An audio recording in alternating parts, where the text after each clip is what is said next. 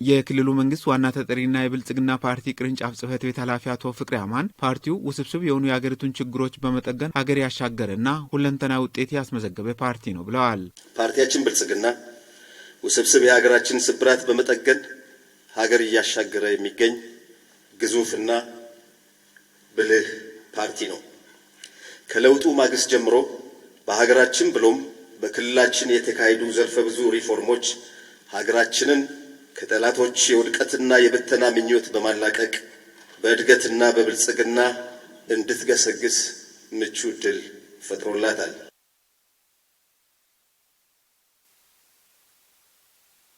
አሁኑ በንግግራቸው አጽንኦት ሰጥተዋል። ክልላችን የብልጽግና ትሩፋት ክልል እንደመሆኑ መጠን በፌዴራልና በክልል ሜጋ ፕሮጀክቶች በትኩረት እንዲፈጸሙ በማድረግ ለአገልግሎት እንዲበቁም እየተደረገ ያለበት ክልል ነው። በፖለቲካው፣ በኢኮኖሚው፣ በማህበራዊ መስክ በፓርቲያችን መሪነት ህዝቡን ተጠቃሚ የሚያደርጉ ተግባራት ተከናውነዋል።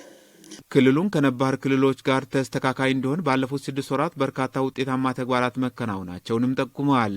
ባለፉት 6 ወራቶች በክልላችን በፖለቲካና በአቅም ግንባታ ዘርፍ፣ በአደረጃጀት ዘርፍ እንዲሁም ደግሞ በፖለቲካ በዲሞክራሲ ባህል ግንባታ ዘርፎችና በተለያዩ ዘርፎች በርካታ ተግባራትን ስናከናውን ቆይተናል። ከመጣንበት ይልቅ ቀጣይ የምንጓዝበት መንገድ ውስብስብና ፈተና የበዛበት ነው ያሉት አቶ ፍቅሬ አማን ያስቀመጥናቸውን ትልሞችና ራዕዮች ለማሳካት ትጋትና ቅንጅትን ይጠይቃል ነው ያሉት። እስካሁን ከመጣንበት ይልቅ ቀጣይ የምንጓዝበት መንገድ ውስብስብና ትልቅ ትጋት የሚጠይቅ በመሆኑ ያስቀመጥናቸውን ህልምና ራዕይ እንዲህ በቀላሉም የሚሳኩ ባለመሆናቸው ወገባችንን አጉብጠን አንገታችንን ቀና የማድረግ ስራ በየደረጃው ካለ አመራር አባልና ደጋፊዎቻችን የሚጠበቅ ይሆናል።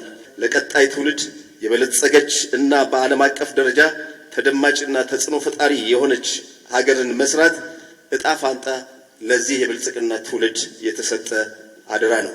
በ2018 ዓ.ም የሚካሄደው 7ኛ ሀገራዊና ክልላዊ ምርጫ ዴሞክራሲያዊና ተአማኒ ሆኖ እንዲጠናቀቅ አመራሩ አባላቱና ህዝቡ የሚጠበቅባቸውን ኃላፊነት እንዲወጡም ጠይቀዋል። የዘንድሮ ምርጫ በሀገራችን እውነተኛ ዲሞክራሲን በመትከል ስልጣን ከጉልበትና ከጠመንጃ ፈሙዝ ይልቅ በህዝብ ድምጽ ብቻ የሚረጋገጥበት ሀገር እንደሆነች ኢትዮጵያ ወደ ተምሳሌት ሀገር በሚል መሪ ቃል ለሚካሄደው 7ኛ ዙር ሀገራዊ ምርጫ መላው አመራራችን አባላችንና ህዝቡ በማነቃነቅ ያስቀመጥናቸውን ግቦች በማሳካት የጀመርነውን የብልጽግና ጉዞ የምናስቀጥልበት ጊዜም ይሆናል።